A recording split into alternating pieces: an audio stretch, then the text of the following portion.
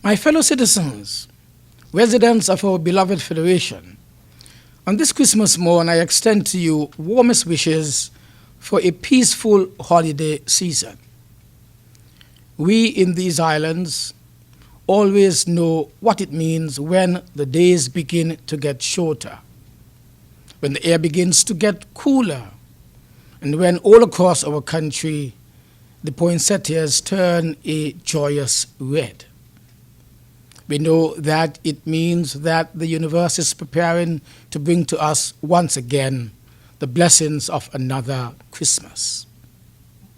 Today, that blessed time has come, and even the cane stalks, so long a part of our once painful history, once again bloom, as they always do at this time of year, as though they too wish to pay homage to the birth of Christ, our King. In addition, in recent weeks, we have been blessed by the voices, young and clear, old and warm, that have been blending the rising in the singing of those carols that are so near and dear to us, and wafting as though on a breeze into our very hearts, rekindling in the process poignant, precious memories of Christmases past, of loved ones far away, and of those now gone forever. For this is the power of Christmas. We enter the Christmas season with a great deal for which to be grateful. We were this year spared the wrath of natural disasters, something that the people of the Philippines, Australia, the United States of America, and so many other countries are unfortunately unable to say today. The tumult, the chaos, and the bloodshed that have so traumatized the people of Syria, Tunisia, Egypt, and Ukraine, and elsewhere have thankfully stayed far from our own shores. The socioeconomic collapse and anguish that have pummeled nations large and small, from our very own region to the most distant of lands, have mercifully spared us. We do have, as I said, a great deal for which to be thankful. And it is with these feelings of gratitude that I wish for us all on this Christmas morn the blessings of a peaceful holiday season.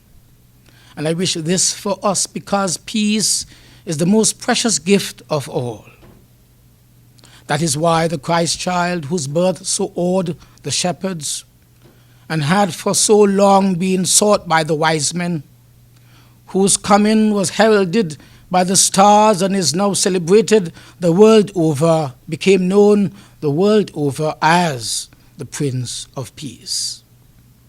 So again, then, I wish us peace.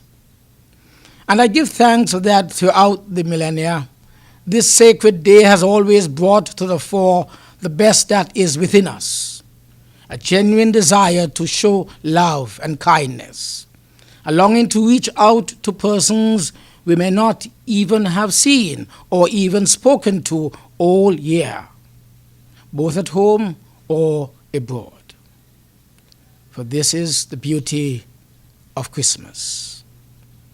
The Christ child, as we know, grew into a most wise and noble teacher, impressing upon us the power of compassion, the magic of faith, and the importance of love. And this we have come to realize is the path to peace. And so during this Christmas season, and for as long as we may live, may these lessons be evident in how we live our own very lives. And may they forever shape and strengthen the society within which we live today.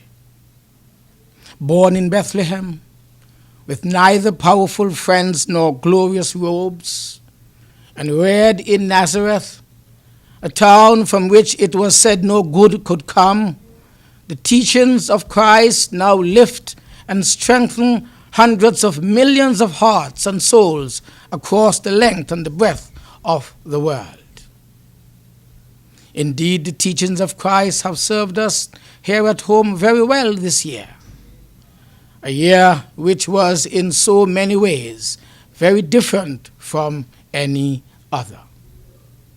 But did Proverbs not remind us to trust in the Lord with all our heart and to lean not unto our own understanding?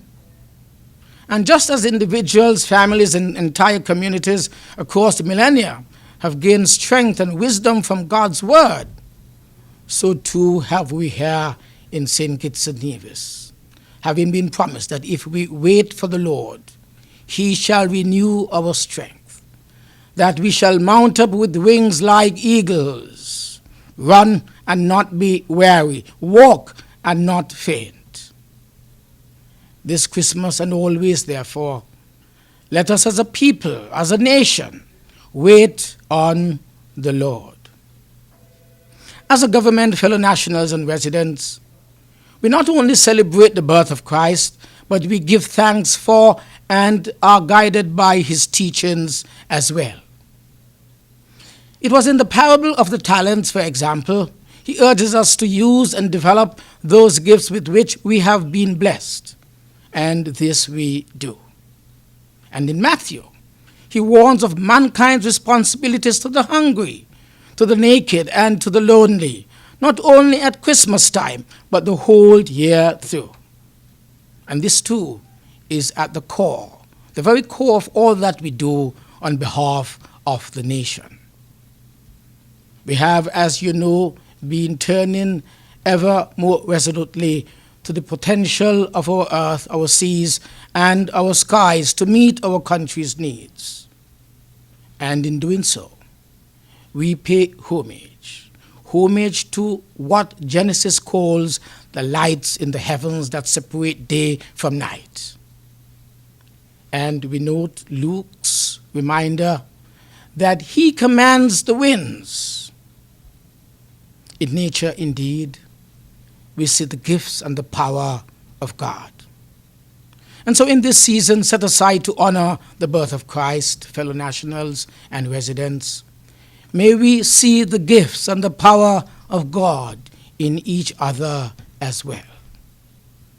May we remember in the midst of our blessings to pass on to others some of any joy that may now be our very own.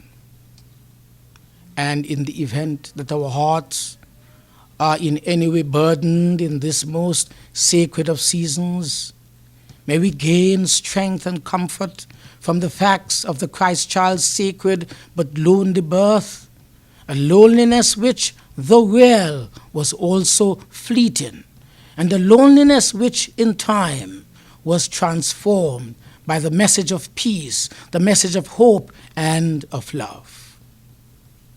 And throughout this Christmas season, therefore, my prayer is that our hearts will be filled with the blessedness of peace, the elixir of hope, and the transformative gift of love itself.